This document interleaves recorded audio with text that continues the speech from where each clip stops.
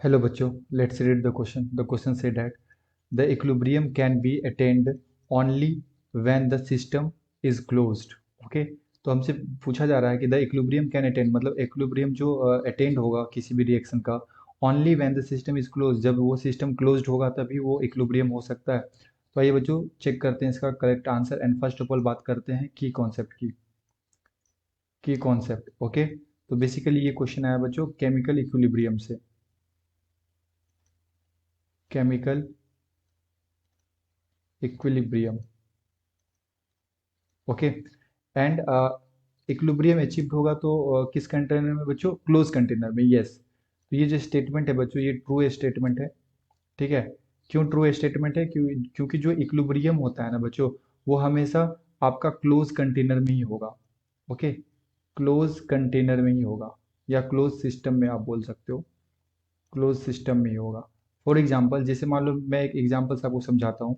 जैसे मान लो मेरे पास है calcium CaCO3, calcium carbonate, okay, solid है। तो जब आप इसे डिकम्पोज करवाओगे तो ये किस में जाता है? CaO सॉलिड में जाता है, साथ में CO2 गैस में जाता है। तो अगर मान लो ये ओपन सिस्टम रहेगा तो ये गैस क्या होगा? कंटेनर से बाहर निकल जाएगा, ठीक है। अगर ये हमारा कैसा रहा? ओपन सिस्टम, तो अगर ये CO2 गैस यहाँ से बाहर निकल जाएगा तो बच्चों CaO से, ओनली CaO से आप CaCO3 की तरफ वापस बैकवर्ड डायरेक्शन में नहीं जा सकते हो, ठीक है। बैकवर्ड डायरेक्शन में आप नहीं जा सकते हो क्योंकि CaO को, है ना, कैल्शियम ऑक्साइड को आपको CO2 चाहिए, तभी ये क्या बनाएगा? वापस से CaCO3 बनाएगा।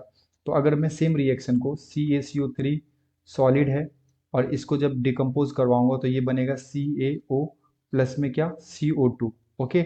अगर मैं ये रिएक्शन को क्लोज कंटेनर में करवा दूं बच्चों, ऐसा कंटेनर जो कि कैसा हो? क्लोज हो, ठीक है, क्लोज सिस्टम या क्लोज कंटेनर में ले लूँ, तब ये गैस क्या होगा कि बच्चों इस कंटेनर से बाहर नहीं जाएगा और इसका जो मोल होगा, है ना, इसका जो CO2 का मोल और CaO का मोल जो होगा वो इस कंटेनर के अंदर मेंटेन रहेगा, जिसकी वजह से हमारा जो इक्विलिब्रियम रिएक्शन है वो आइदर फॉरवर्ड और बैकवर्ड शिफ्ट हो सकता है। Okay, so this statement is true.